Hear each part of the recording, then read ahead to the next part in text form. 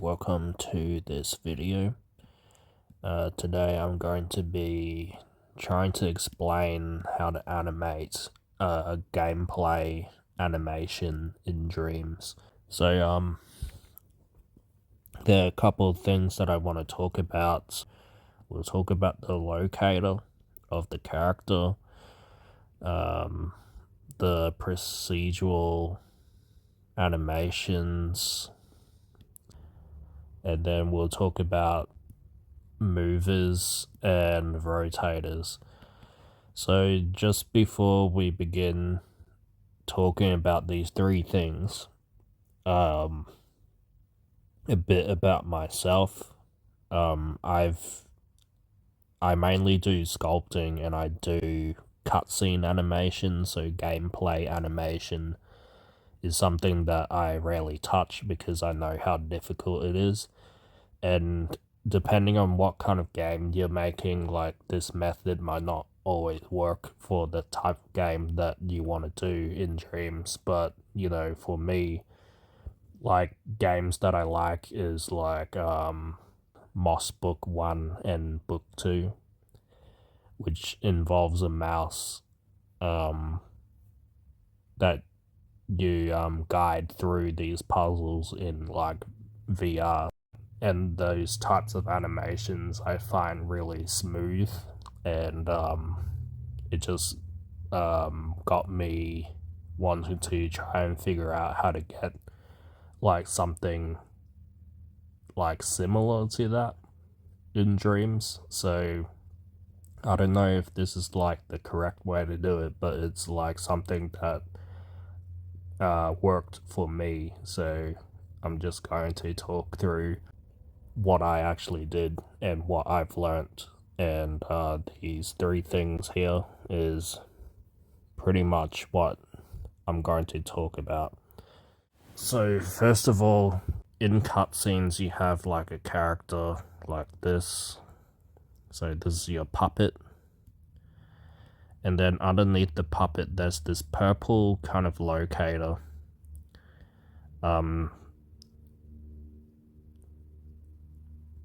And this locator is pretty important to note because when you push on the controller, so this is the controller, right? This locator moves around the scene, and the character is like parented to that locator. So, you know, the locator looks something like this. I don't know if that's like the proper name for it, but it kind of looks something like this, and it's underneath the character. And this is what the camera is looking at most of the time. All of the camera properties, it's what it focuses on. So what you want to do is keep the character in the center point of this locator at all times, especially when it comes to animating gameplay with different kinds of blending kind of motion and stuff. So with gameplay animation, you don't have to animate a long sequence like a cutscene, and you know, it looks like this. Gameplay animation is kind of like the same, except you're splitting it into bite-sized kind of timelines like this, and each timeline is driven by a button press on the controller. So what I do is I place another keyframe underneath where I want the player to press the button for the second timeline.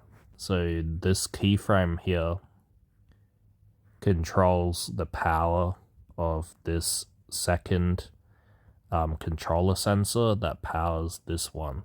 So by default, this controller sensor is always off, but then this powers it on, and it tells you when this one is active. So then when you press it, it'll do like an averaging between these two, and then it'll play through the second combo like this. With that in mind, all of the animation that you do has to be on top of this locator. So this is the locator. So all of the animation for the character that you do has to be above this locator, because that's where all of the averaging happens, and that's where all of the blending happens.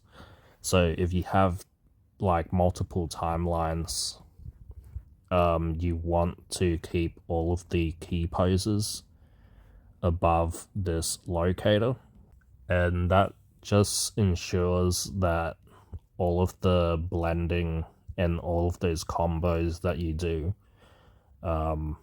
it all is kept smooth. It doesn't become janky or something. Like for cutscenes, you can move the character away from the locator as much as you want, because there's no player input to it. And it doesn't really matter in a cutscene because you're using a camera gadget to film the cutscene. But for gameplay, where you're using the controller sensor is always hovering above like this locator, so the camera that comes with it is always going to rotate around this locator, which is why the character needs to be above the locator. So if you want to make like someone jump, like in a cutscene, you can have them go down like this and then create another keyframe where they kind of leap from here, and then they kind of do like a roll or something. It's the locator. I'm sorry, my sketches are so crude. So this is for a cutscene, and that's perfectly fine. But for gameplay, if you want the camera to constantly follow the character, for each pose, the locator needs to be underneath the character. It needs to be underneath constantly, so when you kind of squish it all together, all of the poses that you do, like the bending down, the leaping that you do, and like the rolling that you do, it's all like in one spot in one area. So in order to actually move it through the scene like this, what you will need to do is like have a balance between procedural animation and movers and rotators. So on the timeline above, this is like the keyframe animation that represents every kind of key pose. So just like the controller sensor, how you can make it turn on and off along a certain kind of time, the same thing can be applied to procedural animation as well. So let's say I want him to automatically walk in this area, but then when you jump, you don't want that walking animation anymore. So what you do is you add a keyframe that turns off the procedurals. So then he doesn't walk in this kind of area here. And then when he lands, like say here, and then the player has like control again, that's when you want to turn the procedurals back on. So you just need like an off keyframe for that to just control when the procedurals are like turning off. So then in the middle of the motion here, this is when it will be off. So this will be kind of off for the procedurals, and then when he lands, that's when it goes back on. so then when the player moves the character around, the kind of legs will move automatically and stuff. So that's basically the procedural animation. For the movers, if we play through the timeline and we're animating from the locator, this all happens in one spot. So it'll like all be crammed into one kind of spot, and it won't actually move across the scene like this. So what you do is between those areas where he starts to jump, you want to add a mover gadget here. What the mover does is instead of staying in one spot like this, when he jumps, it'll actually move the character along the local axis that you want him to move. So with the mover attached to like the actual logic inside the character, it will kind of transport this locator across the scene. So then it doesn't happen in one spot. It kind of moves that locator along the ground while keeping the camera kind of centered on the character as well. So then when he lands, that's when you want to kind of fade out the kind of mover so that the procedurals take over again. And that's pretty much animation for gameplay. The same thing with rotators as well. Like you can have a character rotate at a certain time. So in the mover and rotator settings, there's like these speeds, like overall damping and all of that stuff. And you want to control the strength, the speed, and the damping to kind of get that kind of arc that you want. Because for gameplay animation, we're animating from one point.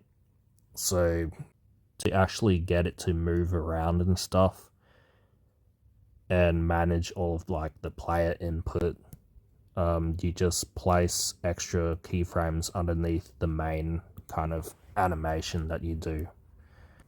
On my first layer is like the regular kind of keyframe animation that I would do, like the normal stuff that I would do for like a cutscene animation.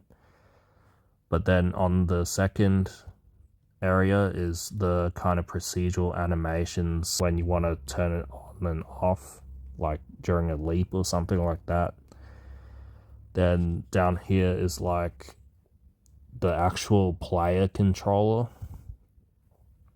So that's for button mashes and combos. So there's like the combo keyframe. And then to actually get the kind of locator to move around. So this is like your movers and the actual physical movement for the character. It's a lot to take in, but that's basically that's like my workflow on how to manage and animate with like other factors such as like the game controller. So it's driven by like the player, and then you have to think about like how like the keyframes averages out and blends together on top of the locator. So it's a balance between each of these elements, when to turn them on and off on the timeline in order to get a smooth kind of motion. I don't know if that helps or not, but that's my understanding on how to get like a smooth kind of motion for gameplay. Thank you for watching, and I will see you in the next video.